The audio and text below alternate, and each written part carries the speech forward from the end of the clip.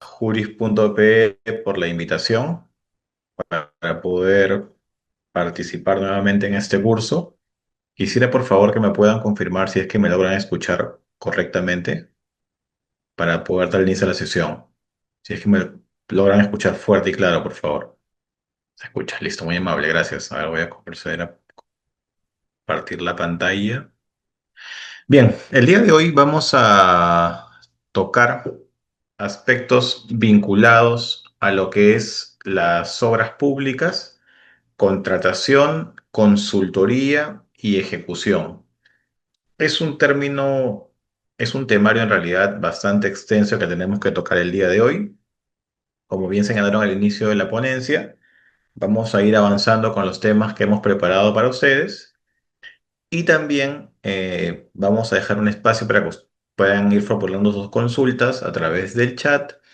Y también en la parte final, justo minutos antes de culminar la ponencia, dejar un espacio para que ustedes puedan formular las preguntas que tengan a bien o inquietudes o de repente reforzar algún punto que hayamos tocado y que sea de su interés. Quien les habla, como me presentaron, soy Javier Ramírez Saldarriaga, soy abogado de profesión y tengo ya 10 años de experiencia en lo que es justamente ejecución de proyectos de infraestructura y también desarrollando actividades como patrocinador de litigios arbitrales en lo que respecta justamente a ese tipo de litigio, de problemas que vienen justamente de las obras públicas.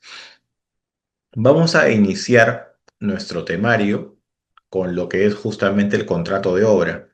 Vamos a conocer su concepto, su naturaleza. Vamos también a identificar en segundo punto cuáles son los topes de los procesos de selección. Vamos a analizar también el reporte de obras paralizadas de la Contraloría General de la República, la última información que data del año de diciembre del año 2025, que fue publicada este año en febrero.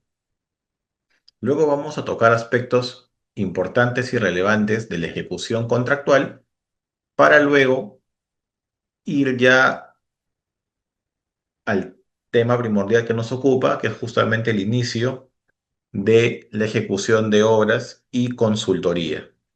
Asimismo, vamos a verificar, de acuerdo a la norma, cuáles son aquellas cláusulas contractuales que son de obligatorio consignarlas de forma obligatoria al momento en el cual se está convocando justamente un contrato y también verificar en lo que respecta justamente a la parte económica, a la parte que se debe custodiar y que no se puede tampoco dejar de lado de lo que respecta a la parte económica de garantías y adelantos. Como bien sabemos también, en nuestra geografía, nuestro clima y demás situaciones que pueden pasar de caso fortuito fuerza mayor, existen distintas situaciones que conllevan justamente o que tienen un impacto en el plazo contractual, que también lo vamos a revisar las ampliaciones de plazo, para finalmente terminar con lo que es la liquidación de la obra, que es justamente la parte final, este saldo que se hace, esta sumatoria que se hace justamente al final del proyecto para poder determinar e identificar cuánto terminó costando la obra y si es que existe algún tipo de monto que deba reconocerse el contratista y también el eventual monto que en todo caso deba la entidad. Partiendo con estos puntos y luego de haber culminado la liquidación, vamos a tener unas consideraciones finales, las mismas que vamos a desarrollar ya para concluir los temas que vamos a abordar justamente el día de hoy. Y sobre este punto, vamos a partir con el concepto. ¿Qué cosa viene a ser una obra? De acuerdo a la nueva ley de contratación estatal, que ya partiendo de una premisa, los alumnos que forman parte del curso y que tienen años justamente viendo temas de contrataciones, recordarán pues que si nos vamos Al origen justamente de este cuerpo normativo podemos encontrar las normas que se regían a través del Rule Code. Luego ya con el paso de los años esto fue cambiando a lo que fue en su momento el Consucode. Luego también con el paso de los años, con el avance de las normas y las situaciones que se venían presentando para el proceso de selección, para la fase de ejecución, para la fase de controversias, migró de Consucode a OCE y ahora con el nuevo enfoque que se ha dado justamente de priorizar la gestión, el valor del dinero, el presupuesto por resultados, etcétera, a lo que viene a ser el OS. Entonces, las contrataciones como tal, desde que las venimos conociendo y estudiando desde muchos años atrás, han venido teniendo distintas modificaciones y variaciones. Reitero, ULCOP con su CODE, OCE hasta no hace mucho tiempo, y ahora el OS. La definición justamente del contrato de obra no ha variado mucho respecto a lo que es la norma anterior y la tenemos de acuerdo a lo establecido en el anexo primero, definiciones del reglamento de la Ley de Contrataciones del Estado, aprobado por el Decreto Supremo 009-2025, que es que viene a ser la construcción, reconstrucción, mejoramiento, ampliación, rehabilitación, demolición, remodelación, refacción y cualquier contratación que requiera de cuatro elementos sustanciales que vamos a desarrollar más adelante. Expediente técnico, dirección técnica, mano de obra y materiales o equipos. Los mismos que van a estar siempre relacionados al componente de edificación o de infraestructura. Las personas que quieran profundizar más en lo que respecta justamente al tema de obra, si bien es cierto, digamos, para los alumnos, las personas que no están muy relacionadas o vinculadas justamente a lo que es ejecución de proyectos, podrían suponer o relacionar que estos conceptos son muy parecidos, son similares, son sinónimos incluso, ¿no? Construcción, reconstrucción, mejoramiento, ampliación, rehabilitación, demolición, refacción, etcétera, ¿no? Sin embargo, cada uno tiene un concepto y tiene una particularidad. Por tanto, justamente va a ser sumamente importante que cuando pasemos o cuando queramos dotar a un proyecto como tal del concepto y naturaleza del contrato de obra, tengamos siempre que se encuentre dentro de estos conceptos y, no menos importante, que su naturaleza contenga los cuatro elementos sumamente importantes. Expediente técnico, dirección técnica, mano de obra, materiales y o equipos. Habiendo conocido el concepto del contrato de obra, el propio reglamento de definiciones también de la Ley General de Contrataciones del Estado conceptualiza qué cosa viene a ser una obra culminada y qué viene a ser la misma. Es aquella que ha finalizado su ejecución y se encuentra en condiciones de ser ocupada sin necesidad de realizar ningún trabajo adicional. Recordemos que este reglamento rige únicamente para contratos que tienen como finalidad poder satisfacer una necesidad pública. Y esto lo vamos a desarrollar también más adelante. Por tanto, es sumamente relevante que para considerarse una obra culminada es que la misma pueda ser ocupada, que el usuario final pueda disfrutar de la carretera, pueda tener un hospital óptimo, cercano a su localidad, tenga una escuela que tenga condiciones también óptimas para el desarrollo de las clases, etcétera, ¿no? ¿Y qué comprende justamente o qué situaciones son las que se pueden dar para considerar una obra culminada?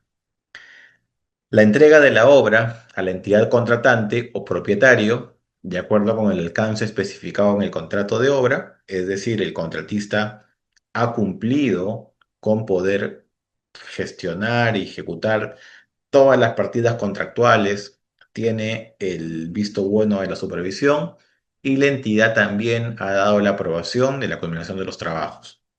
Entonces, en este primer supuesto, podemos ya estar conversando y contemplando lo que es justamente una obra culminada. Comprende igualmente la recepción de la obra mediante un acta de recepción, es decir, se apersonan justamente al lugar donde se ha ejecutado el proyecto, la entidad a través de sus representantes, la supervisión también, y suscriben una recepción de obra en la cual, pues, si es que hubiera anteriormente hay algún tipo de observación a los trabajos que se han ejecutado, se otorga un plazo prudencial para que el contratista pueda, el plazo se encuentra establecido en la norma, perdón, para que pueda levantar las observaciones y una vez que éstas se han levantado y no existen mayores observaciones por ninguna de las partes, se procede justamente a firmar un acta de recepción de obra. Asimismo, y como tercer punto que comprende, hablábamos en la parte económica al inicio de la clase de lo que es la liquidación. Y la liquidación de obra es donde se va a determinar el precio que debe abonar la entidad o propietario y los documentos que acrediten el pago del monto final en caso de obras fuera del marco de la ley. Es decir, comprendiendo los supuestos que acabamos de estudiar, en cualquiera de ellos estaríamos hablando y conceptualizando lo que es ya una obra culminada de acuerdo al reglamento de la Ley de Contrataciones del Estado.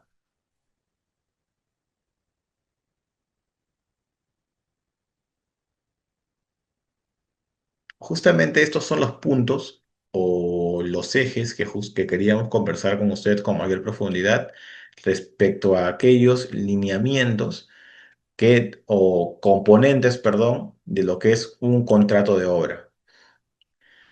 La mano de obra. En la mano de obra vamos a tener que la misma pues comprende al personal técnico, personal, las cuadrillas justamente de trabajadores que se van a encargar de poder ejecutar el proyecto, ¿no? La cuadrilla de trabajadores, de jornaleros, de peones, de construcción civil, etcétera, ¿no? Que justamente van a ser los que van a realizar los trabajos propios de la ejecución del proyecto. En segundo lugar, tenemos a la dirección técnica. Esta dirección técnica es responsabilidad, en este caso particular, del residente del proyecto. El residente del proyecto va a ser la persona responsable del mismo durante toda su ejecución y va a tener que dirigir justamente estas acciones siempre de la mano y en el trabajo conjunto con la supervisión y con la aprobación que deba hacer la supervisión y yendo también hacia elaborando los trabajos de la mano de lo que es el expediente técnico. ¿Qué cosa comprende el expediente técnico? Este contiene todos aquellos lineamientos, reglas y demás, planos, tipo de partidas que se tienen que ejecutar, la forma en que se deben hacer, el equipamiento, en caso sea un contrato que requiere equipamiento, entre otros. Es decir, el expediente técnico viene a ser la guía que tiene justamente el ingeniero residente para poder ejecutar el proyecto dentro de los alcances contratados. Tenemos luego los materiales y equipos, en los cuales, pues, en materiales podemos encontrar aquellos insumos, tales como, por ejemplo, el cemento, los ladrillos, los, o cualquier, digamos, material propio para para poder ejecutar las actividades constructivas. Y en los equipos tenemos a todas aquellas maquinarias que también forma parte de los... Hay un calendario también que justamente se debe aprobar de insumos, de materiales y equipos para que, de acuerdo a cómo va el avance de la obra y de acuerdo a los trabajos que se deban realizar, de acuerdo justamente al porcentaje de su avance, se puedan ir gestionando sin mayores inconvenientes y dilaciones. Aquí tenemos un concepto importante del el documento primordial que justamente es el expediente técnico, ¿no? Que es un conjunto de documentos que definen principalmente las características, alcance y permiten la adecuada ejecución de una obra. Es sumamente importante, por más que suene a un término de repente sencillo o que no, o que podría pasar desapercibido, que el expediente técnico contemple claramente cuál va a ser el alcance de la obra. Es decir, si es que se tiene que hacer simplemente un colegio, si el colegio va a requerir que además se haga un equipamiento, por ejemplo, si el colegio tiene una piscina y si el alcance respecto a la piscina es que ésta sea temperada o no sea temperada, los materiales, si es que, por ejemplo, también el contrato requiere que tenga un equipamiento, carpetas, pizarras, etcétera, y también cuáles van a ser aquellas características que van a formar parte del proyecto, ¿no? Si es una silla de madera, es una silla de repente giratoria, es una silla revestida de algún tipo de material, de nylon, etcétera, ¿no? Entonces, va a ser sumamente importante para evitar tener inconvenientes al momento en el que hasta que se ejecute el proyecto, que se pueda conocer cuál va a ser el alcance real de lo que está presupuestado y cuáles van a ser aquellas obligaciones que el contratista va a tener que asumir y ejecutar para que se le pueda, digamos, dar una conformidad final, una recepción final de la obra al momento de culminar sus trabajos. ¿Qué cosa es lo que debe proporcionar el expediente técnico? Debe proporcionar información coherente y técnica.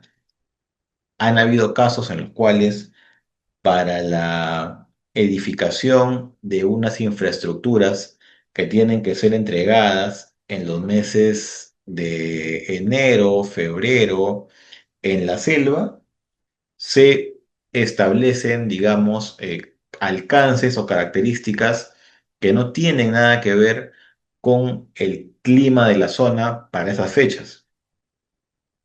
O también quizás el uso de materiales como lastimosamente existe o una que son cosas que se están procurando mejorar y avanzar en ese punto, es que las entidades públicas tomaban un modelo de término de referencia, de expediente técnico anterior o lo que fuera, y hacían unas pequeñas adaptaciones y terminaban finalmente expedientes técnicos repitiéndose, ¿no? Solamente hacían algunos cambios puntuales y digamos eran modelos de expedientes técnicos que se venían repitiendo con los mismos errores año tras año. Por tanto, va a ser sumamente importante que esto se haga de la mejor forma posible y que tenga, como reitero, información coherente y técnica. ¿Qué contiene además el expediente técnico?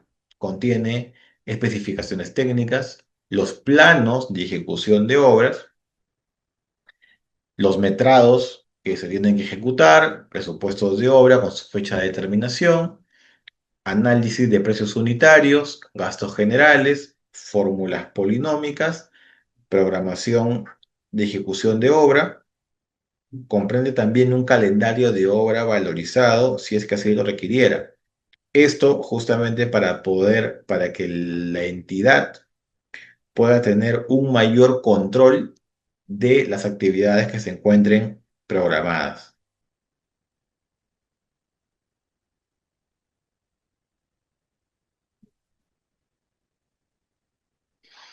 Asimismo, si el caso lo requiere, se van a incluir también estudios de suelos, estudios geológicos, estudios hidrológicos, estudio de impacto ambiental, calendario de adquisición de materiales o insumos, calendario de utilización de equipos u otros complementarios.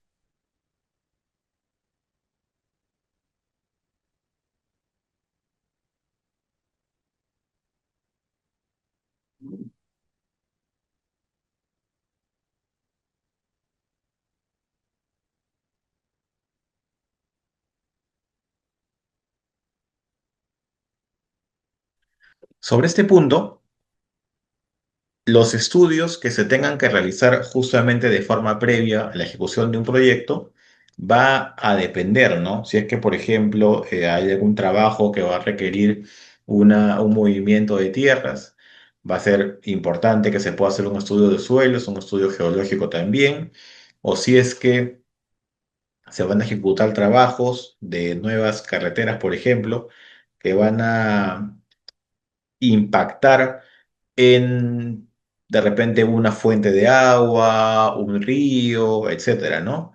Para poder justamente también tomar las previsiones y hacer los estudios de impacto ambiental respectivos. Y también lo que viene justamente con la programación del proyecto, el plazo y el uso de los recursos, la parte económica, el calendario de adquisición de materiales o insumos y el calendario de utilización de equipos u otros complementarios. Esta parte la vamos a ver rápidamente. Básicamente es cómo llegamos a definir qué cosa viene a ser una obra pública y vamos a partir justamente del primer concepto.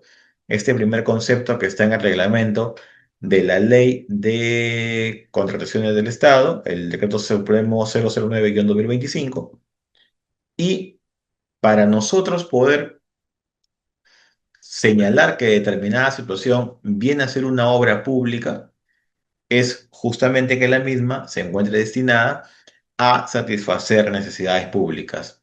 Es decir, el Estado identifica como tal una población que tiene una necesidad que debe ser cubierta como tal y a partir de ahí justamente hace una identificación de qué cosa es lo que desea construir, ejecutar, elabora también el expediente técnico, define el alcance, características, da toda la información relevante y es a partir de ahí en el que comienza justamente la etapa en la cual se licita el proyecto para que las empresas interesadas puedan postular en el proceso de selección y a partir de ahí tengan a su alcance la información necesaria para poder presentar sus propuestas y de contar con el puntaje requerido tener, adjudicarse el proyecto y poder ejecutarlo.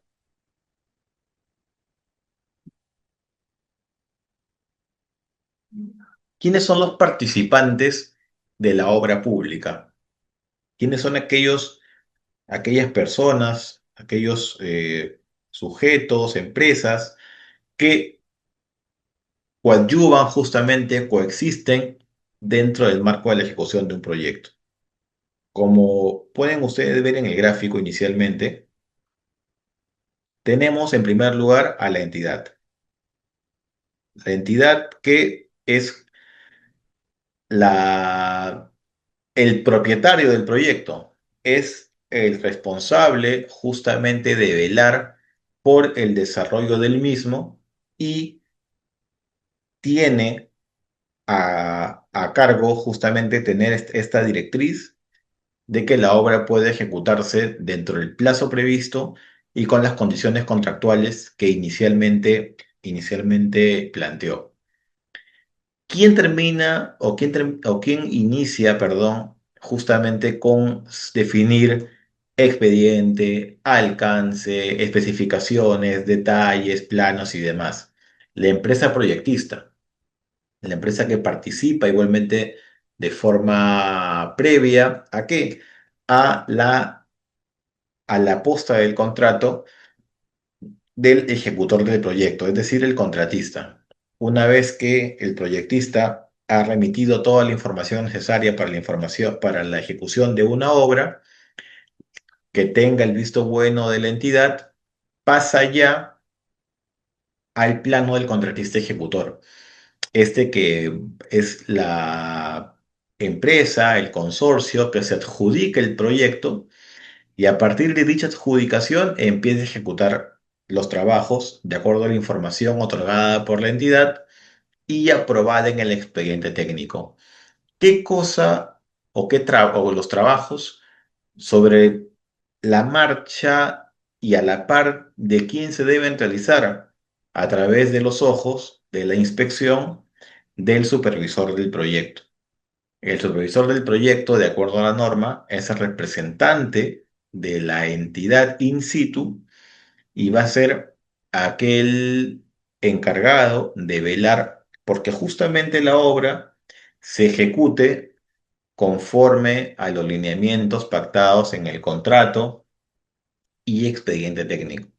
Es decir, que se respeten los materiales que se han requerido, que se respeten los plazos, el presupuesto, que dé fe si es que efectivamente o no están, que se circunscriben situaciones que por algún u otro motivo están impactando de forma negativa en el proyecto, entre otros. Asimismo, el supervisor también, un segundo por favor,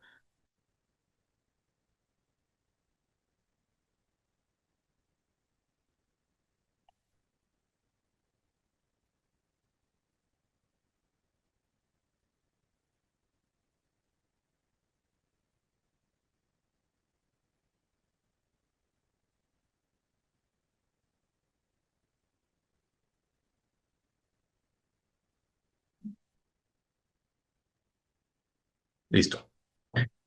Estos trabajos se realizan también de la mano con el apoyo, en este caso, de la Contraloría General de la República, que es aquel organismo autónomo e independiente que realiza también trabajos, por ejemplo, de control concurrente, en el cual, de acuerdo a sus directrices, lineamientos y responsabilidades, pueden de forma periódica y también ahora en tiempo real, de acuerdo a lo establecido en el marco actual del cuaderno de obra digital, poder hacer evaluaciones de cómo va el proyecto.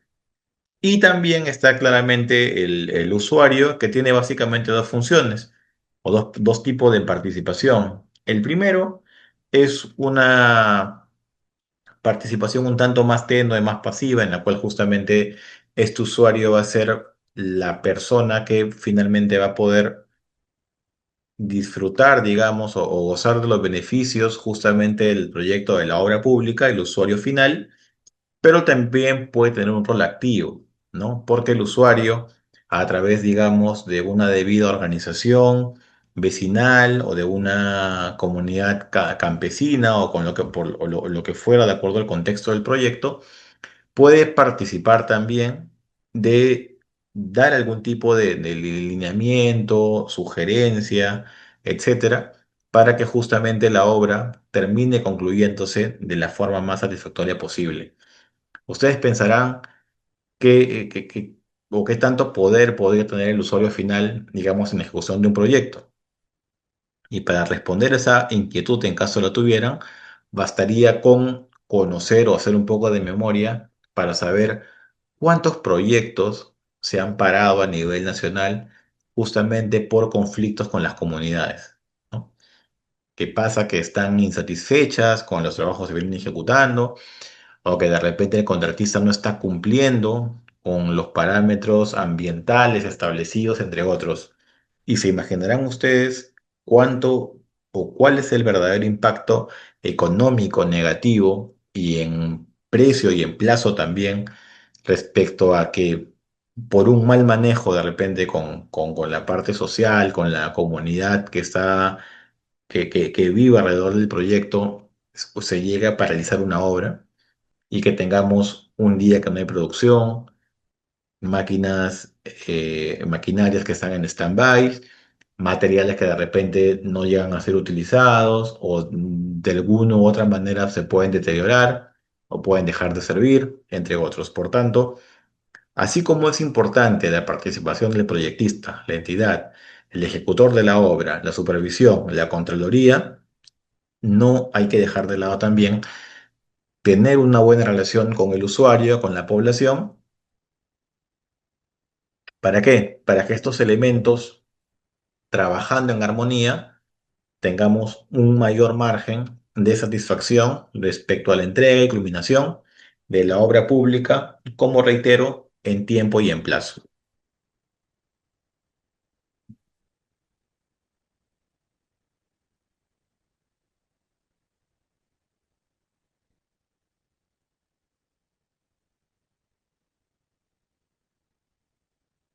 Ahora bien, esto es un marco general aprobado por el OS.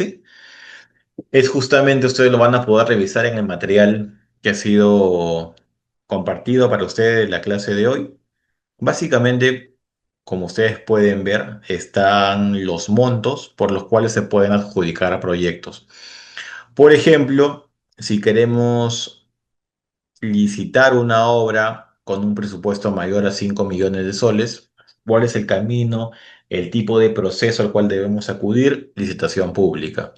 En caso sea una obra de un monto mayor a 8 UITs, 44.000 soles, y menor a 5 millones de soles, podríamos acudir a un proceso más simple, más abreviado, como una LP abreviada, de acuerdo a lo que se figura en el cuadro. Este cuadro es como la UIT, que todos los años se va actualizando. Como este monto, como reitero, se viene renovando de forma anual. Igualmente, los topes del proceso de selección se publican para que las entidades públicas tengan un lineamiento, una directriz, y dependiendo al monto y al tipo de contrato que van a celebrar, nos enfocamos en la noche de hoy específicamente en el tema de obras.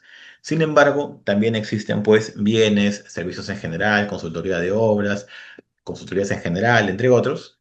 Y como reitero, partiendo del tipo de contrato que se desee celebrar y también partiendo del monto del contrato, es que se elige cuál va a ser el tipo de proceso de selección.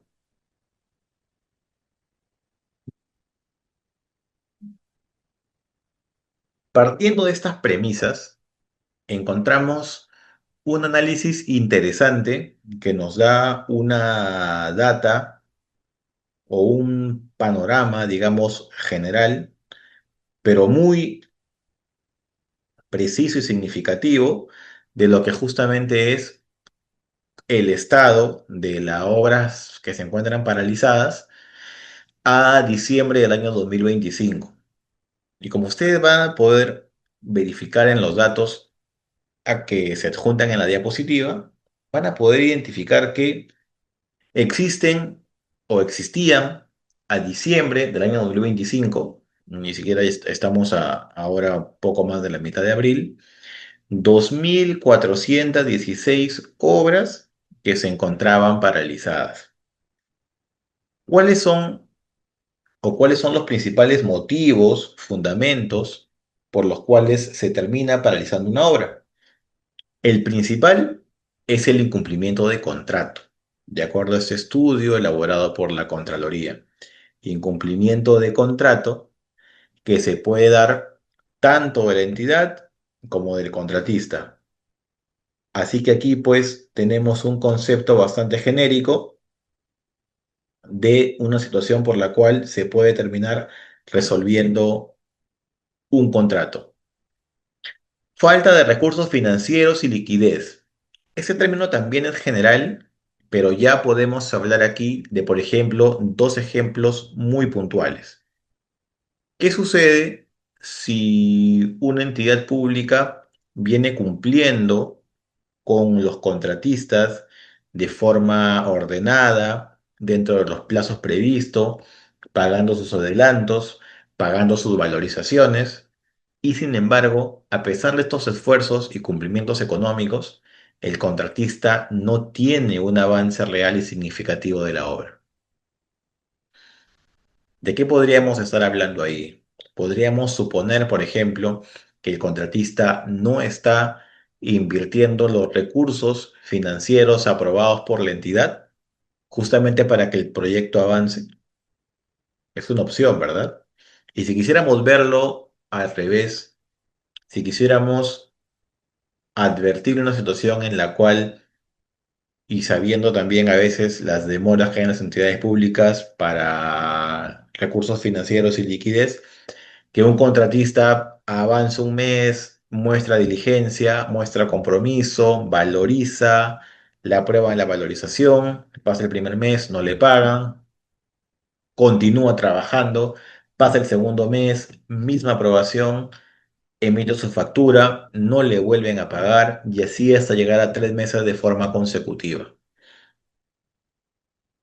Y si estamos hablando de un proyecto de una gran envergadura, tenemos que justamente la norma ha previsto situaciones en las cuales, uno, las entidades públicas tienen que otorgar adelantos al contratista para poder inyectarles eh, un abono financiero para poder cumplir con las obligaciones y las valorizaciones que vienen a ser justamente estos pagos mensuales, estos pagos a cuenta para dotarle de liquidez, inyección económica al proyecto para que el flujo de caja continúe y la obra como tal no se detenga.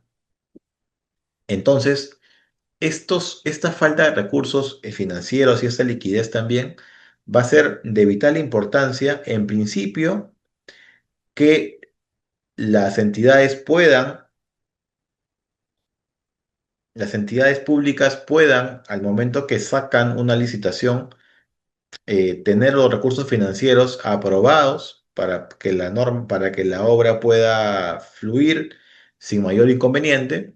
Y también el contratista, el compromiso de poder utilizar estos recursos económicos dentro del proyecto.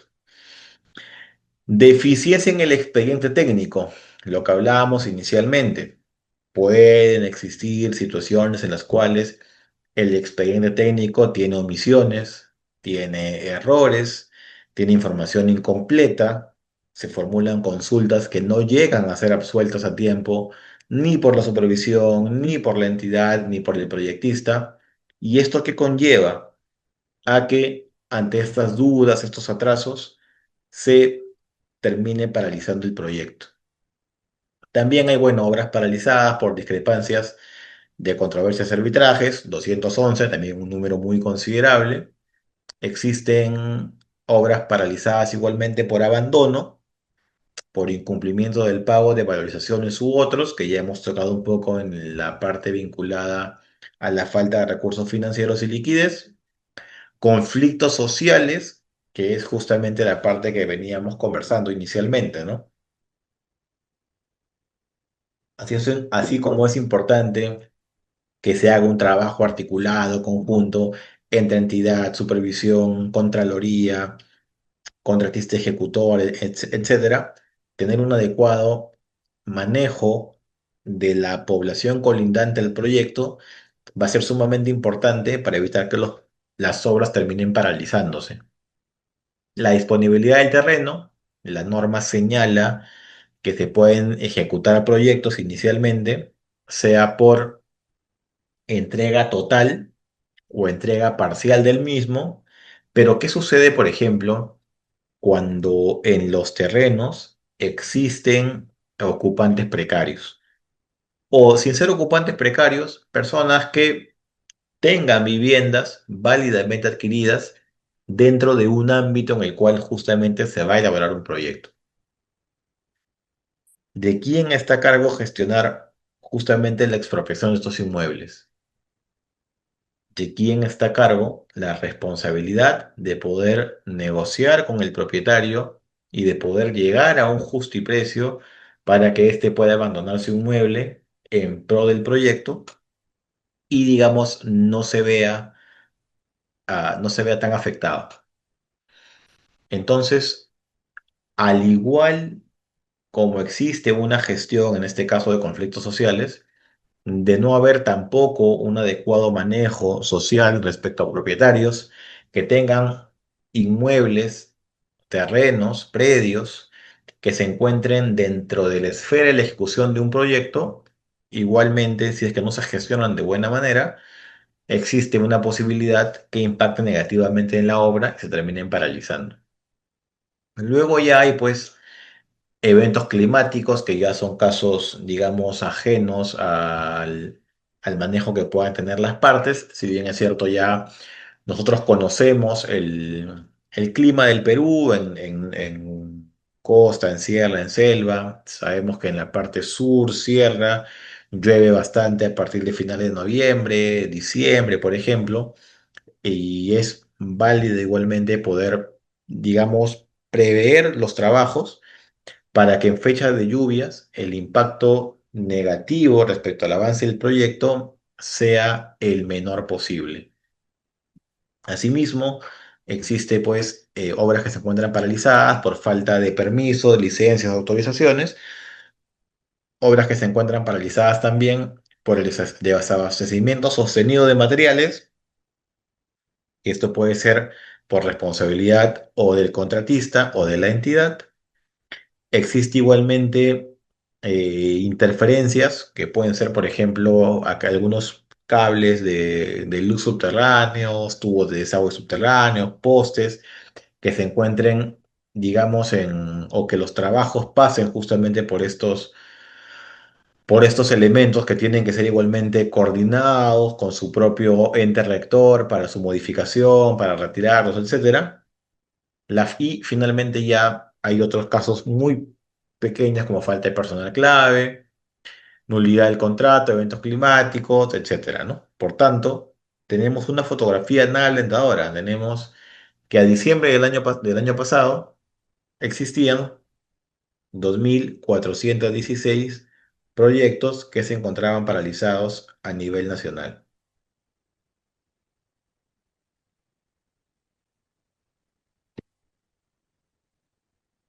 Asimismo, esto ya es un poco más, digamos, estadístico.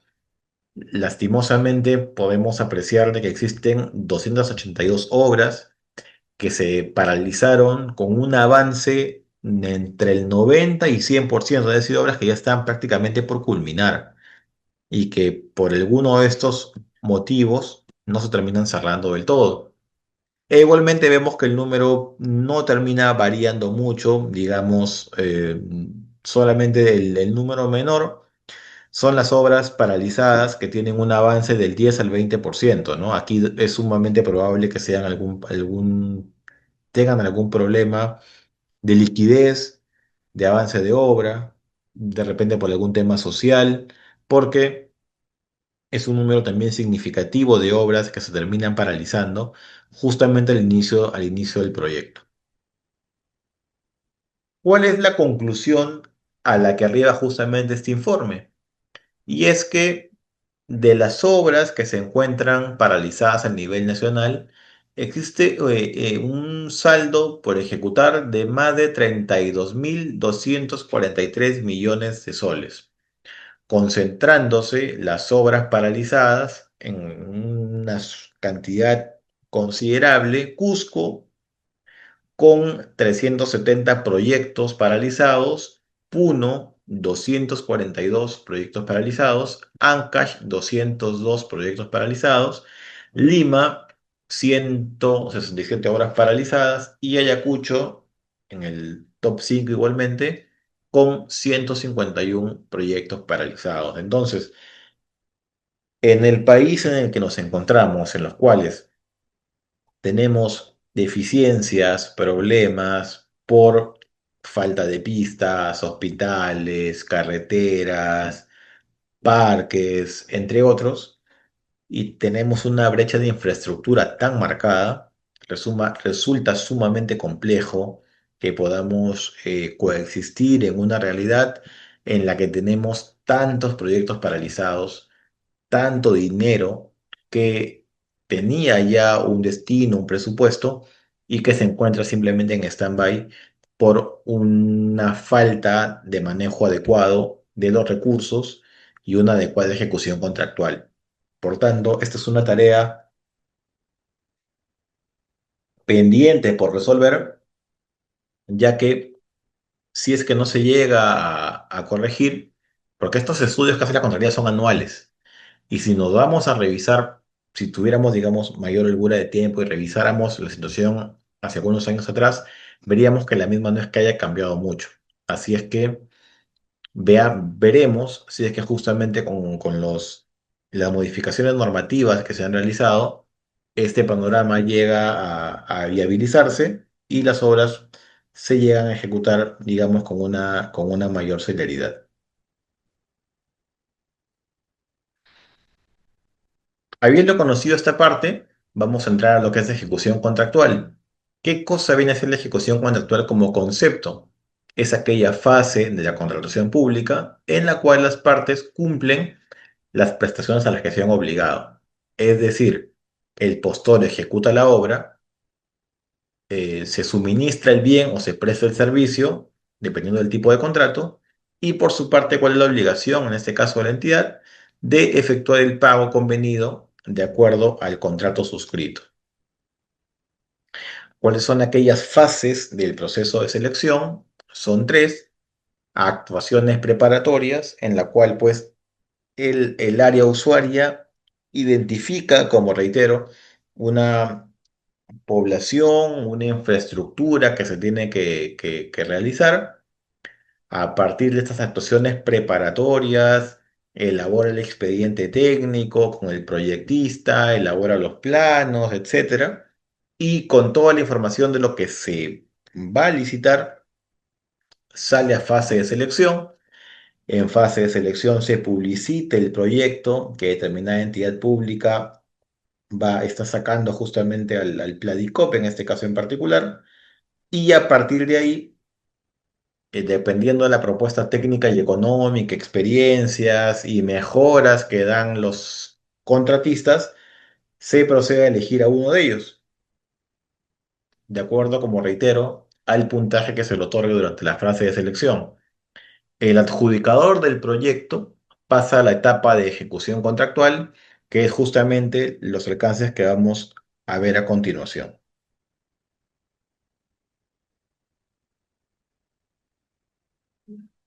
Hay aquí distintos puntos que son sumamente importantes al momento de revisar la ejecución contractual. El contrato, el contratista tiene que tener una adecuada diligencia para poder conocer cuál es el alcance al de lo cual se está obligando, la vigencia del contrato también, que la vamos a ver más adelante, aspectos que de no manejarse de forma adecuada pueden conllevar a la nulidad del mismo, la subcontratación, que es una situación que se da de forma bastante particular y, digamos, coexiste justamente con la ejecución de una obra, las garantías, los adelantos, las modificaciones contractuales. Si bien es cierto, existe la obligatoriedad de poder otorgar el expediente técnico, los planos, las especificaciones, las partidas, de la forma más concreta posible, esto para nada exime de que pueda existir alguna modificación contractual, la misma que igualmente se encuentra regulada en la ley. Y vamos ya a la parte final, que va de la mano con el incumplimiento del contrato, las penalidades a las cuales pueden hacer pues deducciones de montos al contratista ejecutor, la ejecución de garantías, la resolución del contrato y por último la recepción y conformidad para poder finalizar justamente con el pago final que se da una vez que se haya concluido el proyecto, en caso de una obra culminada, y se procede a hacer justamente la liquidación final. ¿Cuáles son aquellas condiciones que tiene que tener en cuenta, que tienen que tener en cuenta las partes para considerar justamente el inicio del plazo de ejecución? Uno, estamos tocando en este artículo 179, estamos tocando, digamos, las más relevantes. Comunicar al contratista y que sepa quién va a ser aquella empresa que va a estar a cargo de la supervisión de la obra según corresponda. Es decir, quién va a ser la persona responsable o la empresa responsable de poder verificar que efectivamente las partidas se ejecuten dentro de las especificaciones que tiene propiamente el proyecto. Una vez que se conozca quién va a ser quién va a ser el supervisor, existe la entrega del adelanto directo, que es aquel pago que se hace justamente al inicio del proyecto, previa entrega de una carta fianza, en este caso en particular, por parte de la empresa contratista ejecutor. Asimismo, respecto allá a la fase que no cabe en esta parte, pero igual la tocaremos para efectos del artículo 176, la suscripción del contrato tripartito para la conformación de la Junta de Prevención y Resolución de Disputas de corresponder, y en el caso de obras, bajo el sistema de entrega de solo construcción, la entrega total o parcial del terreno o lugar donde se ejecuta la obra según corresponda. Cuando exista la entrega total del terreno, no hay ningún tipo de inconveniente. El contratista, si es que se le cumple de forma dentro de los términos y plazos convenidos de los pagos de valorizaciones, de adelanto directo, de materiales, entre otros, no habría mayor excusa, digamos, para poner justamente al terreno como un problema si es que la entrega fuera total. Si hablamos de una entrega parcial, ahí sí existe responsabilidad de la entidad justamente para que conforme va avanzando el contratista y tiene más partidas que ejecutar y tiene más alcance que cumplir acorde al contrato, pueda ir liberando el terreno o pueda, digamos, hacer las gestiones pertinentes para que justamente cuando llegado el punto, el terreno pueda irse entregando de forma parcial o finalmente se haga de forma completa al 100% para evitar justamente que se puedan tomar estas situaciones como pedidos de ampliación de plazo, suspensión de la obra, entre otros. Asimismo, habiéndose cumplido estas condiciones, vamos a ver ahora qué cosa o cuáles son aquellas cláusulas obligatorias y que deben siempre estar bajo responsabilidad al momento en el cual se termina suscribiendo un contrato. Y tenemos que, en primer lugar, de acuerdo a concepto, el contrato está conformado por el documento que lo contiene, las cláusulas contractuales, los documentos del procedimiento de selección que establezcan reglas definitivas, en el caso de obras, por ejemplo, el expediente técnico, la oferta ganadora, así como los documentos derivados del procedimiento de selección que establezcan obligaciones entre las partes. ¿Cuáles son estas cláusulas que debemos conocer de forma obligatoria? Primera, garantías. Segundo, cláusula anticorrupción y antisoborno. Tercera, cláusula de solución de controversias. Cuarta, resolución por incumplimiento. Aquí se establece el procedimiento formal de resolución de contrato. Y quinto, para el caso de proyectos, gestión de riesgos. Vamos a culminar con estas cláusulas, las que voy a exponer a continuación, que quiero poder ejemplificar, para poder tomarnos una pequeña pausa de 5 minutos para poder seguir con la segunda fase de la clase y también ir revisando algunos chats que veo que están llegando para ir también absorbiéndolo de forma ordenada. Sobre el tema de la garantía, al momento que se suscribe un contrato, y se va pues a suscribir el mismo, valga la redundancia, se tiene que otorgar una garantía de fiel cumplimiento. El tema de garantía lo vamos a desarrollar un poco más adelante, pero igual este, por ejemplo, es una cláusula tipo de un contrato suscrito con una entidad pública en la cual, por ejemplo, digamos, dota de las características principales que debe tener toda garantía. La misma que debe ser incondicional, solidaria, irrevocable, y de realización automática en el país a solo requerimiento. En este caso es, bueno, era con un ministerio, con de parte del ministerio, ¿no? Por lo cual, justamente las entidades públicas aceptan cartas fianzas que sean emitidas por aquellas entidades financieras que se encuentran supervisadas por la SBS y que tengan la solidez y el respaldo para que, de eventualmente requerirse una ejecución justamente de la carta fianza, el Estado pueda recuperar el dinero o pueda cobrarse algún monto que se encuentre pendiente, producto justamente de un incumplimiento contractual en caso se dé esa situación.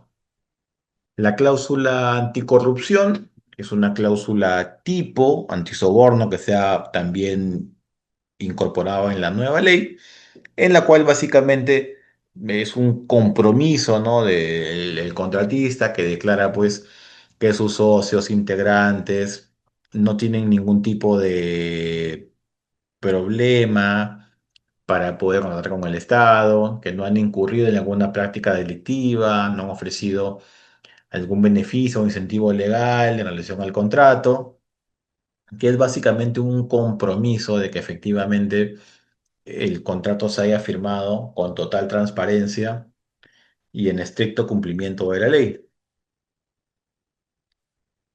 Asimismo, esta, por ejemplo, igual es una cláusula tipo de solución de controversias. Se establece siempre la conciliación como un mecanismo alternativo, solución de conflictos. Honestamente, la conciliación no es que sea una práctica común en las controversias que surgen justamente en la ejecución de los proyectos. Las entidades públicas no suelen conciliar con los contratistas, prefieren irse al arbitraje. Y, por ejemplo, en este caso en particular, tenemos una cláusula arbitral de solución de controversias en las que sí efectivamente existe un lineamiento bastante marcado de, por ejemplo, cuáles son aquellos centros de arbitraje a los cuales las partes pueden acudir para resolver sus conflictos. En este caso en particular, la Cámara de Comercio de Lima como primera opción y en segundo orden de apelación, el Centro de Análisis y Resolución de Conflictos de la Pontificia Universidad Católica del Perú. ¿Qué pasaría?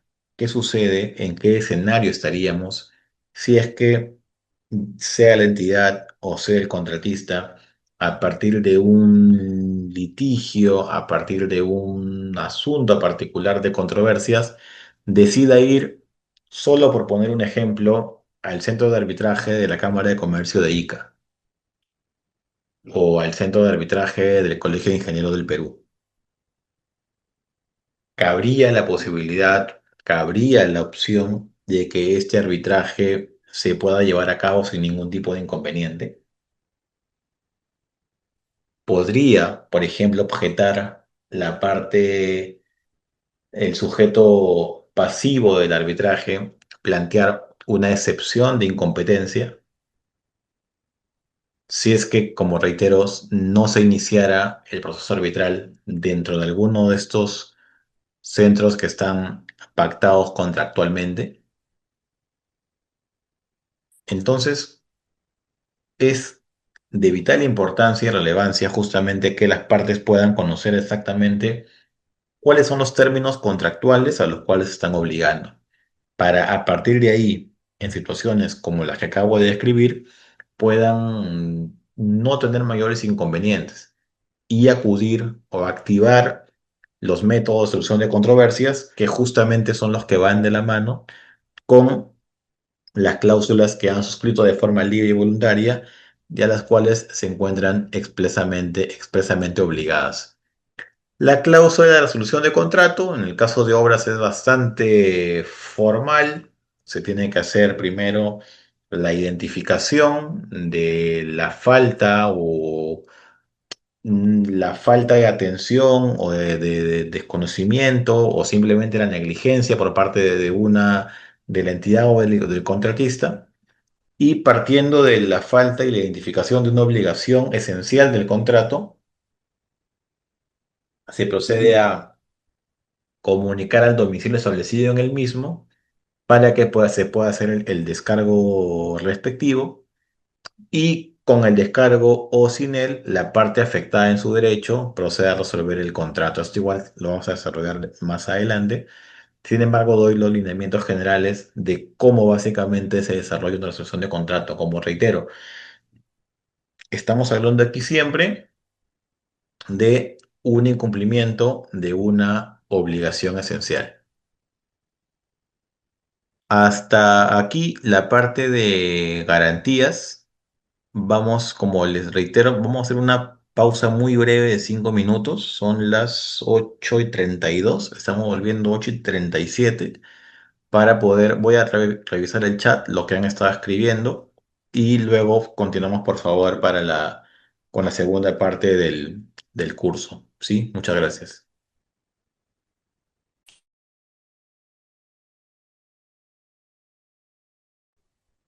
Bien, hay una consulta en el chat respecto a justamente lo que conversábamos de los contratos en los cuales se requiere la firma de contrato tripartito de la JPRD. Esto se encuentra regulado justamente en la ley y esta suscripción de contrato tripartito va, bueno, entre la entidad, el contratista y justamente los miembros de la Junta de Resolución de Disputas, ¿no? Cada parte tiene que designar a su adjudicador. Y en caso pues no hubiera un acuerdo respecto al presidente, va a ser el centro que va a administrar justamente la junta, quien va a determinar al presidente y a partir de ahí se suscribe este contrato. Ellos tienen pues por tarea poder visitar la obra de forma permanente, hacer revisiones también permanentes, más exhaustivas de forma periódica y poder resolver aquellas situaciones que puedan generar problemas dentro de la ejecución del proyecto para viabilizarlo y evitar que éste termine suspendiéndose o paralizándose, ¿no? Tienen que estar justamente de forma obligatoria en contratos que superen los 5 millones de soles y en los contratos que tengan un monto menor a esta suma, va a ser, digamos, la suscripción de forma facultativa, ¿no? Los miembros de la JPRD son designados al inicio del proyecto y van a realizar visitas periódicas a la obra, previa coordinación justamente con las partes, y van a poder justamente emitir decisiones vinculantes y de inmediato cumplimiento, como reitero, para viabilizar justamente la ejecución del proyecto y que éste se desarrolle de la mejor forma posible.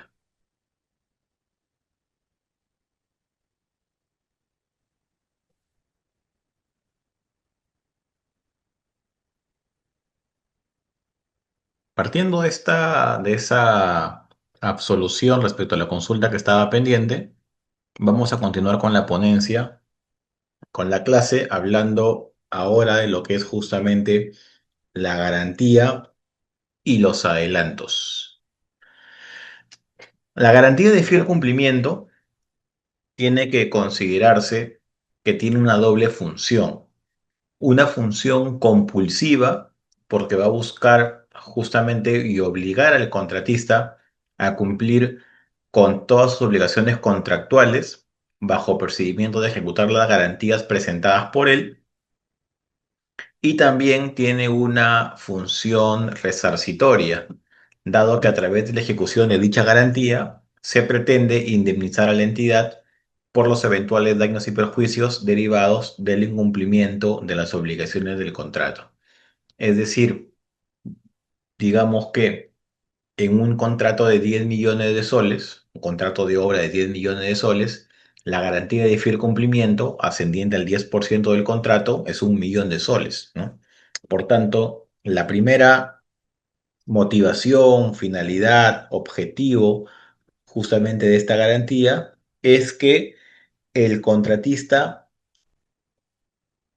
tenga la motivación y la obligación justamente de poder cumplir con lo pactado en el contrato, ya que de existir algún tipo de incumplimiento, va a perder ese dinero porque la entidad va a ejecutarle la fianza.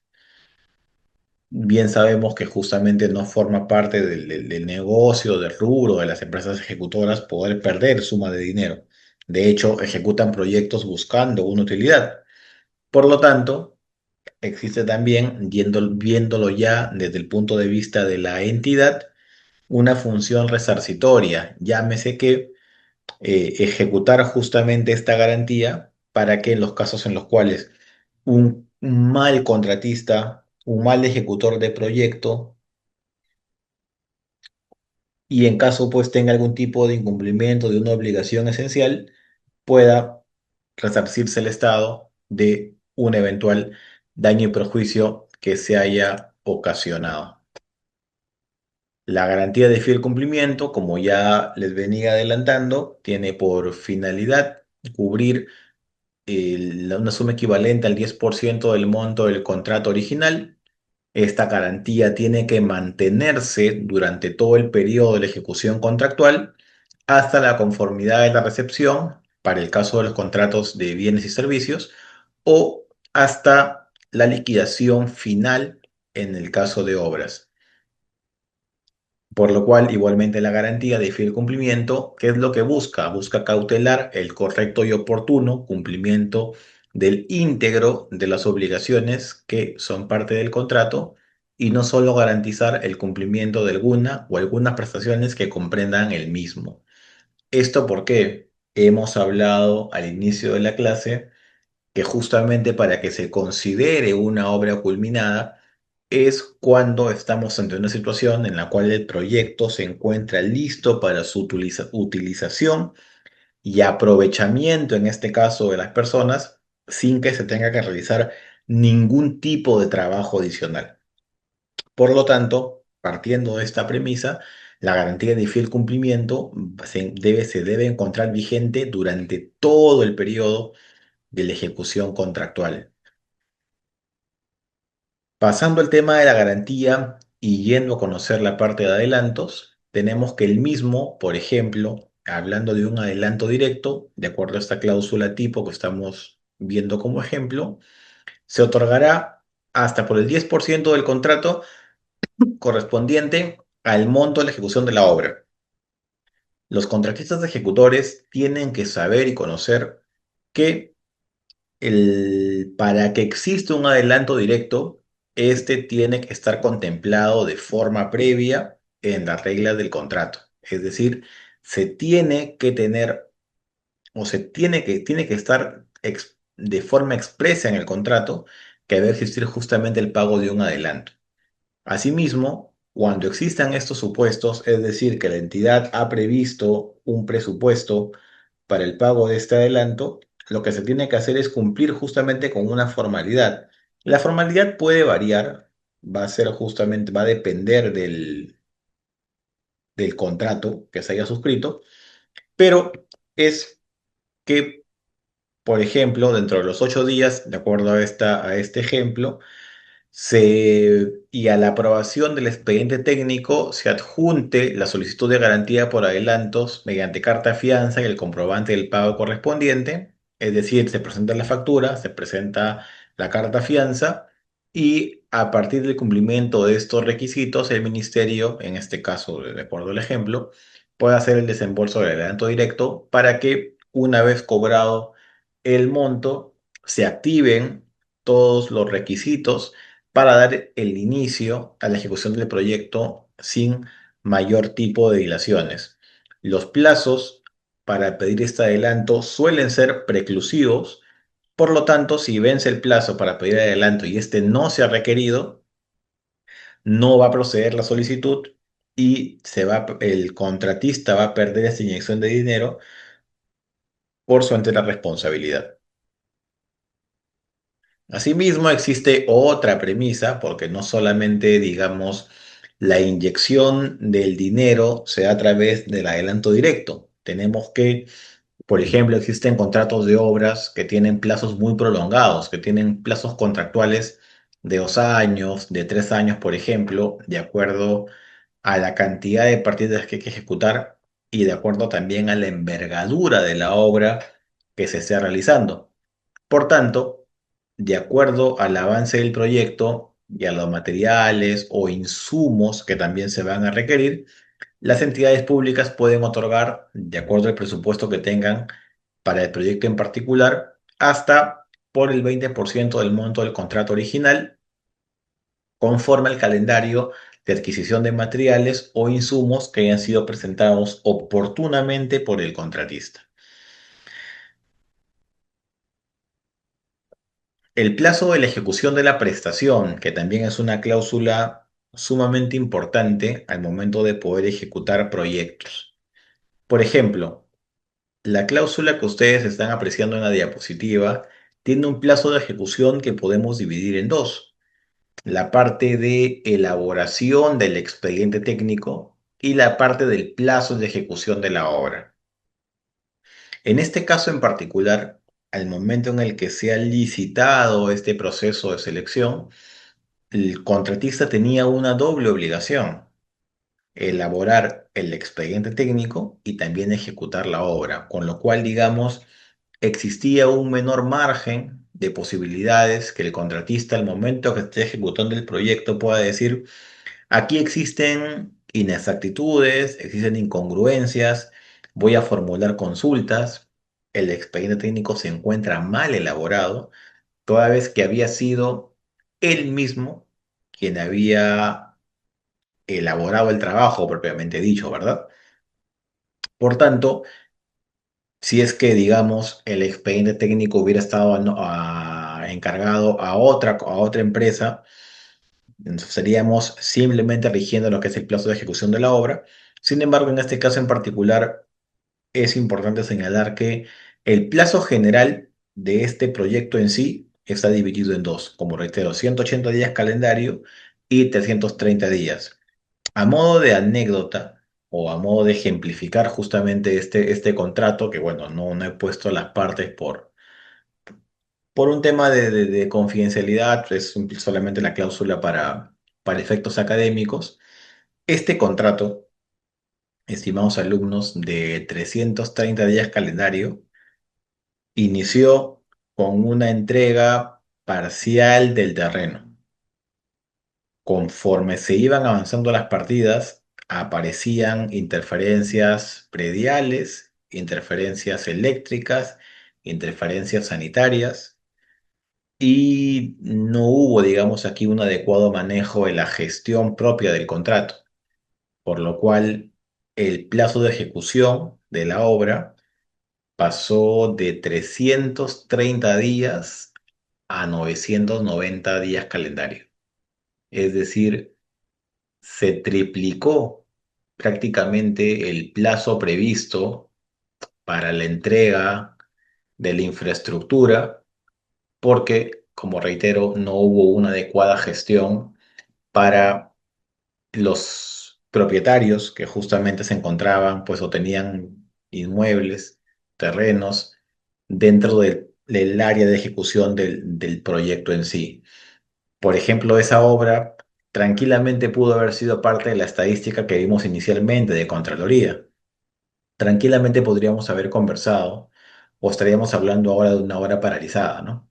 Sin embargo, bueno, por gestiones propias con la entidad y también del contratista ejecutor, la obra no se llegó a paralizar, tampoco se llegó a resolver el contrato, tampoco se llegó a penalizar al contratista por un atraso, porque este, pues, fue reconocido abiertamente como una demora imputable a la entidad y, siendo así, digamos, se pudo terminar el contrato, pero como ustedes verán, si es que no se cumple dentro del plazo previsto, o que por lo menos exista una ampliación de plazo que sea comprensible, que sea moderada, ¿no?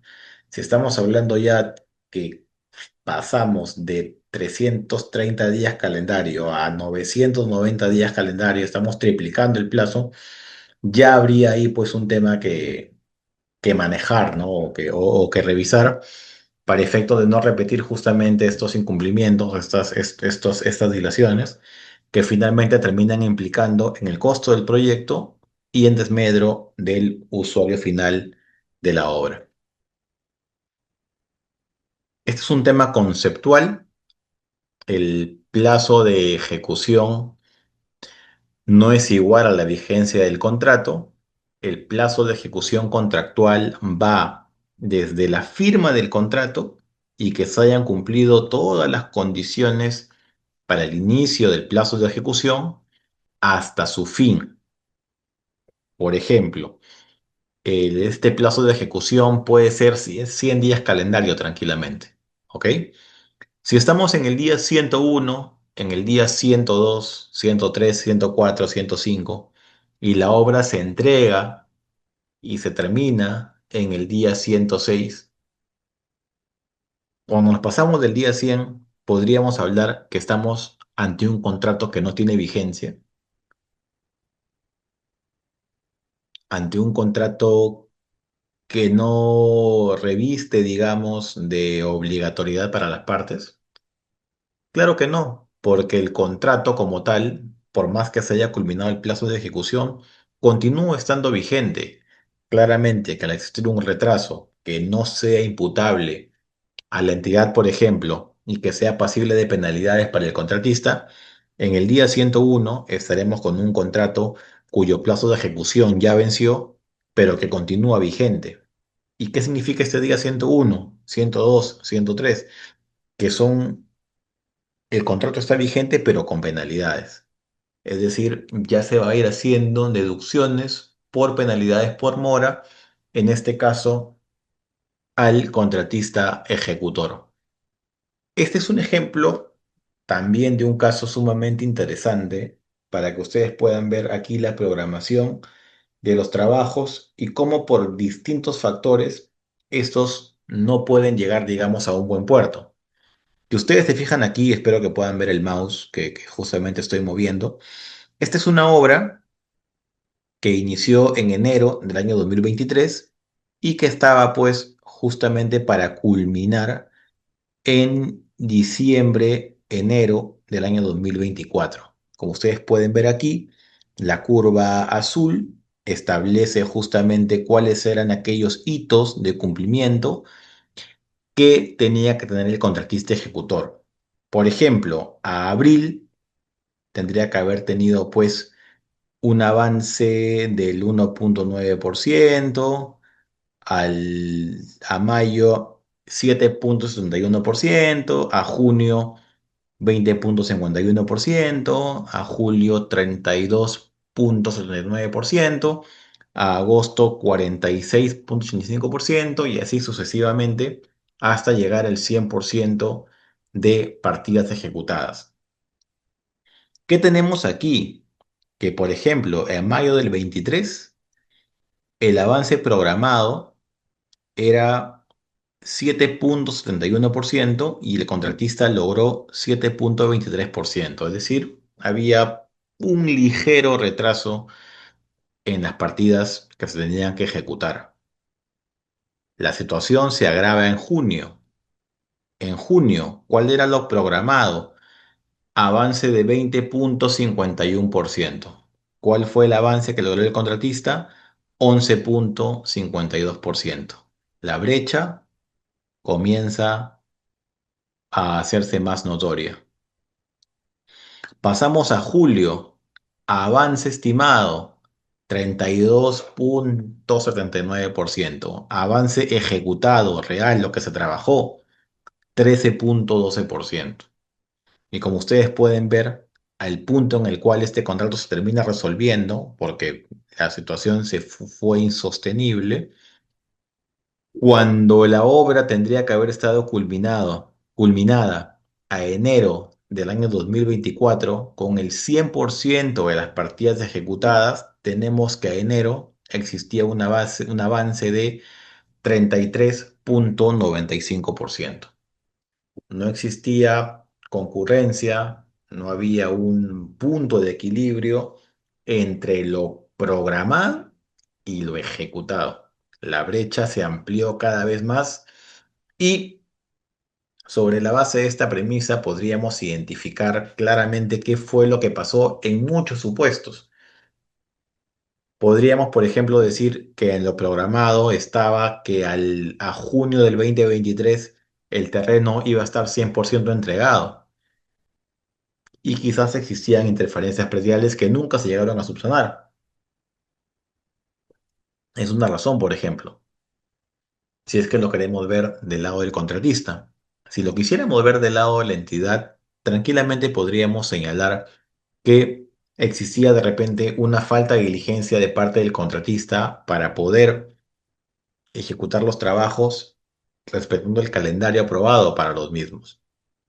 Entonces, si retrocedemos al primer cuadro de la Contraloría, vamos a poder encontrar un sinfín de posibilidades de situaciones que pudieron existir para un lado o para el otro, para que definitivamente se rompa este equilibrio contractual respecto a la ejecución del plazo y que se llegue al punto en el cual, cuando la obra ya tenía que estar con holgura culminada a marzo del 2024, cuando se rompe el equilibrio, se había alcanzado simplemente un 56,89%. Van a ver ahí cuando puedan revisar con mayor detalle el material que la parte programada está en azul y la parte ejecutada, es decir, los trabajos que estaban in situ verificables en campo, en línea roja. ¿Qué cosa pudo haber hecho en este caso el contratista en caso exista efectivamente alguna situación que justificaba esta demora en el plazo? Acudir justamente a esta figura normativa aprobada en la ley de contrataciones denominada ampliación de plazo contractual. ¿Qué cosa viene a ser la ampliación de plazo contractual? Es la extensión del tiempo previsto para la ejecución de la obra en función a las causales previstas en la normativa de contrataciones del Estado. Y se pueden dar por atrasos cuando la obra ha seguido en ejecución a un ritmo menor al programado en el calendario de avance de obra y ello no permita concluir la misma en el plazo previsto, o por paralizaciones en los cuales pues implica que la totalidad de la obra dejó de trabajar y por ello no se puede cumplir con el plazo previsto. Una ampliación de plazo siempre va a proceder cuando existe una causal justificada para que se pueda plantear. Vamos a ver más adelante que para que justamente proceda y se llegue a aprobar sin mayores contratiempos, tiene que pasar tanto por el filtro de la supervisión como de la entidad, por lo cual justamente la labor inicial del contratista de poder plantearlo de forma adecuada será de vital importancia para su aprobación o en caso de hacerlo de mala forma, para su denegatoria. Este artículo ha sufrido una modificación normativa sumamente importante y relevante que vamos a tocar el día de hoy. Al igual que en la norma anterior, las causales por las cuales se puede pedir una ampliación de plazo va a ir siempre de la mano con que haya una modificación de la ruta crítica del programa de ejecución vigente al momento de la solicitud. ¿Ok? Y las causales por las cuales se puede pedir la ampliación de plazo va a ser por atrasos o paralizaciones por causas no atribuibles al contratista, cuando sea necesario un plazo adicional para la ejecución de la prestación adicional de la obra, trabajos que no se encontraban contemplados al inicio del proyecto, pero cuya ejecución resulta indispensable para poder cumplir con la finalidad del mismo, y cuando es necesario un plazo adicional para la ejecución de los mayores metrados en contratos a precios unitarios. Cuando se haya planteado la ampliación de plazo, y aquí viene la parte relevante, es qué cosa es lo que va a primar, qué cosa es lo que debe imponerse al momento de hacer una evaluación de este tipo. Y es el supervisor y la entidad contratante, de acuerdo a la norma actual, tiene que priorizar el criterio técnico y el cumplimiento de la finalidad pública para su pronunciamiento por encima de las formalidades de la documentación presentada. Existían anteriormente distintas ampliaciones de plazo, múltiples en realidad, que terminaban siendo denegadas o eran aprobadas de forma parcial por la falta de diligencia del contratista, de su residente de obra, para poder plantearlas como tal. Es decir, no sustentaban técnicamente bien la procedencia de su ampliación, no presentaban los medios probatorios respectivos, no demostraban de forma fehaciente la afectación a la nota crítica, de repente señalaban haciendo de inicio de obra que no eran del todo claros o como le señalaba la norma. Por lo tanto, esas terminaban siendo denegadas y tenían un impacto negativo para los contratistas, afectando su plazo y de forma económica, porque en vez de tener el derecho al cobro de gastos generales producto de la ampliación de plazo, al plantearlo de mala forma, eran pasibles de aplicación de penalidades. Por tanto, hablando justamente de este punto en particular, la norma deja a un lado la parte formalista para poder priorizar la parte técnica y así viabilizar, digamos, las ampliaciones de plazo en los casos en los que justamente esto se amerite y corresponde.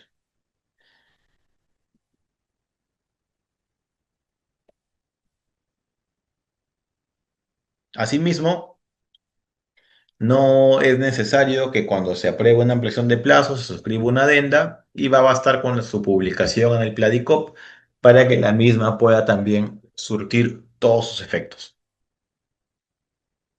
Este es el procedimiento, lo vamos a ver de forma muy rápida en realidad. Cuando el contratista solicite una ampliación de plazo contractual, va a tener que contener siempre, una vez que haya finalizado el hecho generador, por ejemplo, la lluvia, desabastecimiento de materiales, liberación del terreno, el pago del adelanto, entre otros, va a señalar el inicio los días de inicio y fin de la causal, va a cuantificar los días de la ampliación, así como los riesgos asociados. Va a exponer qué cosas pueden impactar negativamente en la obra en caso de la aprobación de ampliación de plazo no se llegue a finiquitar al 100%. Asimismo, va a adjuntar el programa de ejecución de obra actualizado, indicando todas las modificaciones que se derivan de la ampliación de plazo solicitada. Asimismo, como parte del sustento, va a poder utilizar los asientos del cuaderno de obra, incidencias, relacionados con el inicio y fin de la causal, para poder sustentar justamente su ampliación contractual. Partiendo de este requerimiento del contratista, la supervisión revisa la solicitud presentada por el ejecutor y notifica su opinión técnica a la entidad contratante en un plazo no mayor de 5 días hábiles. El supervisor, ¿qué facultades tiene? Puede emitir opinión aprobando el plazo presentado por el contratista, denegándolo también o en su defecto aprobándolo parcialmente. Esto es de forma independiente, de acuerdo a la evaluación que haga de los hechos, los riesgos y también la documentación y el criterio técnico que utilice respecto a la ampliación solicitada por el contratista. Si el supervisor no se pronuncia dentro del plazo establecido, la entidad contratante da respuesta sin dicho pronunciamiento, sin perjuicio de las penalidades que le corresponde aplicar justamente a la supervisión. Es decir, por el hecho que la supervisión no emita, digamos, su informe técnico para yo poder basarme de la información como entidad y poder pronunciarme, esto no me exime de responsabilidad de poder evaluar sobre la base de la información que tengo como responsable y propietario del proyecto y pronunciarme válidamente sobre la ampliación de plazo contractual. La entidad contratante resuelve la ampliación de plazo solicitada y la notifica a través del Pladicop. Si la entidad contratante no se pronuncia dentro del plazo indicado, se tiene por aprobado lo informado por el supervisor. Y en el caso de la supervisión tampoco se haya pronunciado, es decir, el contratista plantea una ampliación de plazo por 100 días. La supervisión no se pronuncia, la entidad no se pronuncia. se tiene por aprobado lo solicitado por el contratista, esto también sin perjuicio de las eventuales responsabilidades, sanciones que puede imponer la Contraloría General de la República, producto de el incumplimiento de obligaciones tanto de la entidad como también de la supervisión. A este se vendrían a aplicar ya las penalidades respectivas.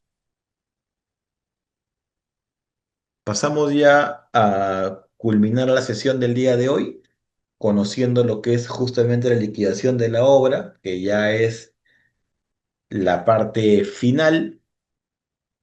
¿Qué viene a ser la liquidación de la obra? Es el proceso de cálculo técnico de las cuentas del contrato, pagos, anticipos, obligaciones, deudas, que tiene por finalidad determinar el costo de la prestación, generalmente obra, y el saldo económico a favor o en contra del contratista o de la entidad, reconociéndolos o declarándose cerrado el contrato.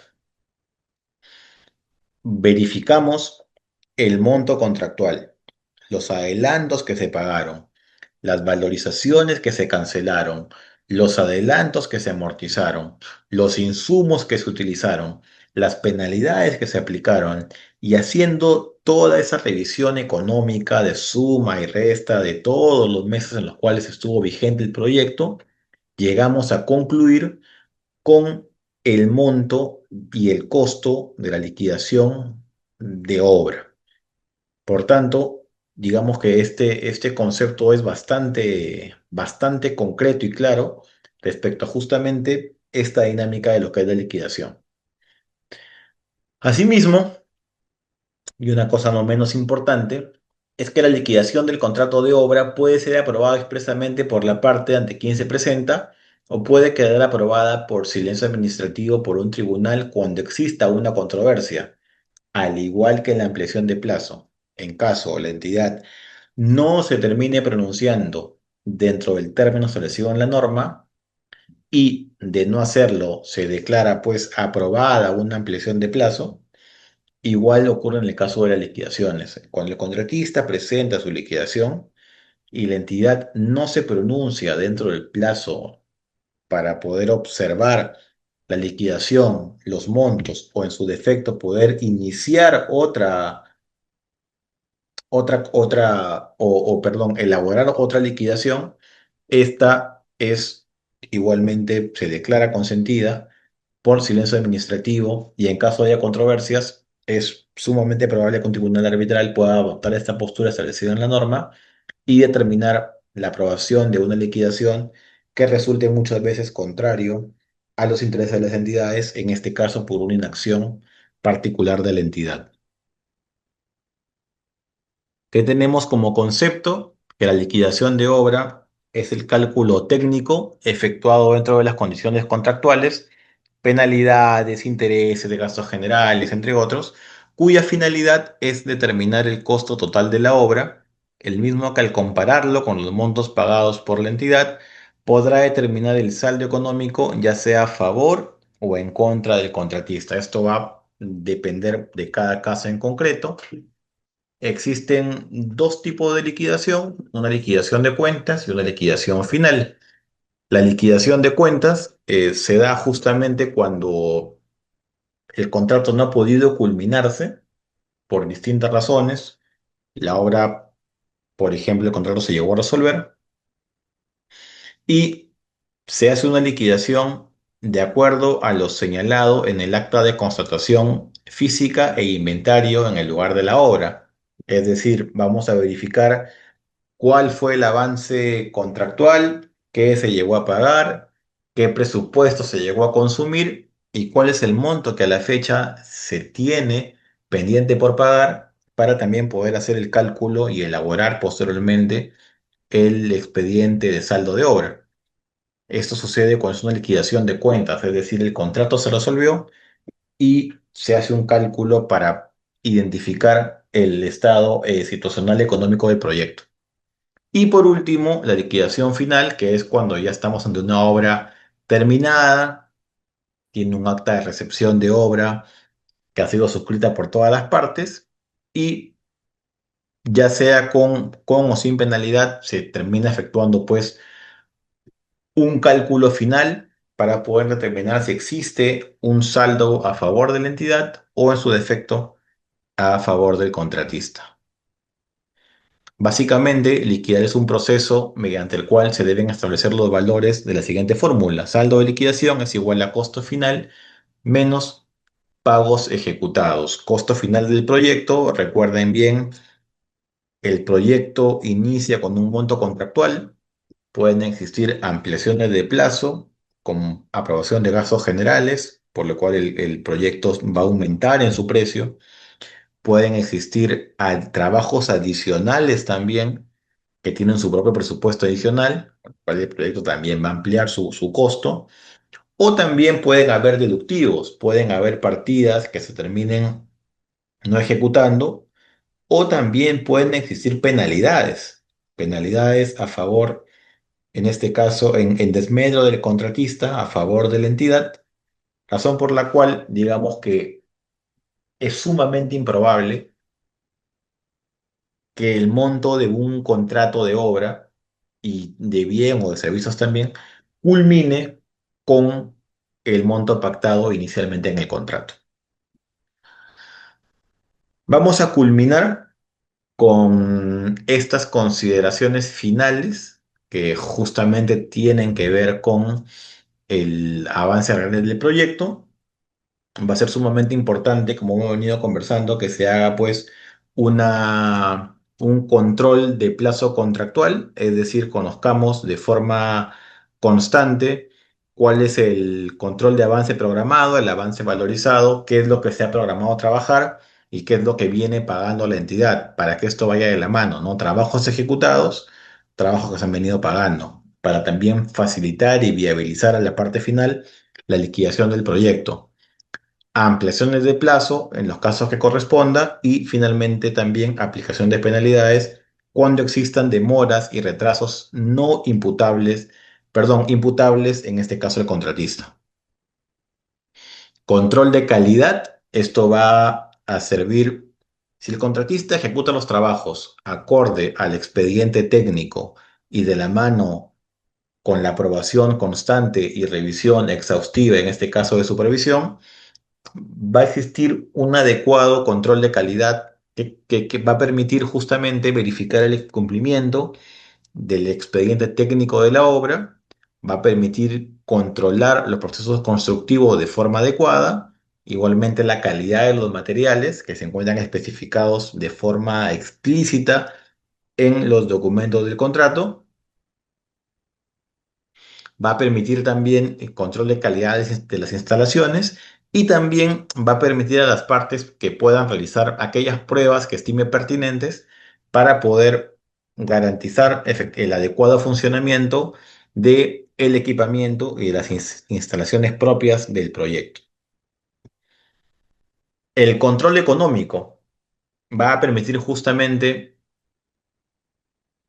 tener un adecuado manejo de las finanzas de la obra, haciendo un adecuado uso de los adelantos y las amortizaciones que se realicen todos los meses, teniendo un adecuado también avance de obra, haciendo los ajustes, los reajustes respectivos y velándose por el adecuado y puntual pago de las valorizaciones, los adicionales y deductivos, el pago de los mayores de gastos generales también, y finalmente viabilizando la liquidación del contrato para finalmente culminar con este control de obligaciones contractuales que van de la mano primero con la seguridad, segundo con el impacto ambiental.